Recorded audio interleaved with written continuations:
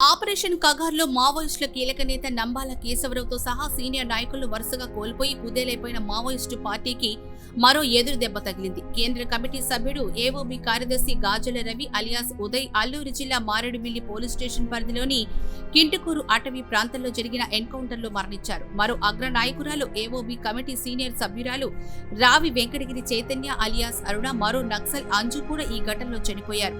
వీరిలో అరుణ ఇటీవలి ఎన్కౌంటర్లో మరణించిన కేంద్ర కమిటీ సభ్యుడు రామచంద్రారెడ్డి అలియాస్ చలపతి భార్య. ఉమ్మడి ఏపీలో 2004లో ప్రభుత్వంలో చర్చలు జరిపిన మావోయిస్టుల బృందంలో గాజర్ల రవి కూడా ఒకరు.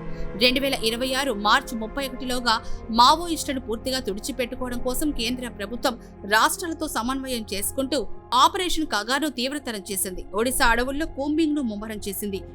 దీంతో అక్కడ ఉండడం తమకు క్షేమం కాదని గాజర్ల రవి టీం భావించింది. ఆయనతో పాటు 50 మంది మావోయిస్టులు నెల క్రితం అల్లూరి సీతారామరాజు జిల్లాలోకి ప్రవేశించారు.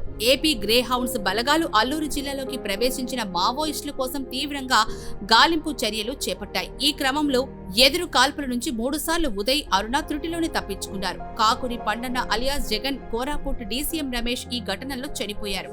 మరోవైపు కీలక నేతల ఎన్కౌంటర్లను నిరసిస్తూ ఈ నెల 20న ఆంధ్ర, తెలంగాణ రాష్ట్రాల్లో బంద్కు మావోయిస్టులు పిలుపునిచ్చారు. దీంతో గ్రే హౌండ్స్ బలగాలు మరింతగా అప్రమత్తమయ్యాయి.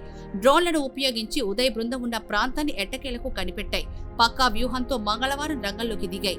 దేవిపట్నం మండల పరిధిలోని ఆకూరు, కొయ్యలగూడెం గ్రామాల సరిహద్దులోని కింటుకూరు అటవీ ప్రాంతంలో కూంబింగ్ మొదలుపెట్టాయి.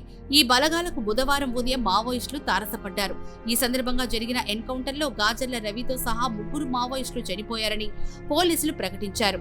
ఘటనా స్థలం నుంచి 3 AK-47లను పోలీసులు స్వాధీనం చేసుకున్నారు. మావోయిస్టుల మృతదేహాలను రంపచోడవరం ప్రభుత్వాసుపత్రికి తరలించారు. 4 దశాబ్దాల పాటు గాజల రవి మావోయిస్టు ఉద్యమంలో గణేష్, ఉదయ్ పిల్లతో కొనసాగారు. 2 దశాబ్దాల కాలం పూర్తిగా ఆంధ్ర, ఒడిశా బార్డర్ ఏఓబికి పరిమితమై పనిచేశారు. సైనిక వ్యూహాలు రచించడం, గెరిల్లా యుద్ధ తంత్రంలో రాటుతేలిన ఆయన ఉద్యమ ప్రస్థానం 1980 దశకంలో రాడికల్ విద్యార్థి సంఘంతో మొదలైంది. 1990లో పీపుల్స్ ఫర్ పార్టీలో పూర్తికాల కార్యకర్తగా చేరారు. ఉద్యమంలోనే జిలానీ బేగం అనే మహిళను వివాహం చేసుకోగా ఆమె ఎన్కౌంటర్లో మరణించారు. 2004లో అప్పటి ప్రభుత్వంతో మావోయిస్టులు జరిపిన శాంతి చర్చల్లో ఆయన పాల్గొన్నారు.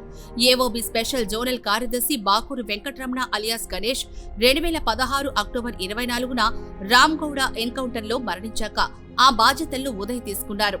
ఆయనది తెలంగాణ రాష్ట్రం జయశంకర్ భూపాలపల్లి జిల్లా చిట్యాల మండలం వెలిసాల గ్రామం. ఆయన కుటుంబం నుంచి 3 మావోయిస్టు పార్టీలోకి వెళ్లారు. వీరిలో పెద్దన్నయ్య గాజల్ల సారయ్య అలియాస్ ఆజాద్ ఎన్కౌంటర్లో చనిపోయారు.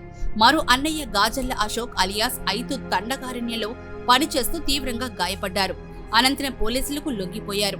గాజల్ల రవిపై తెలంగాణలో 40 లక్షలు, ఏఓబిలో 25 లక్షల రివార్డుంది.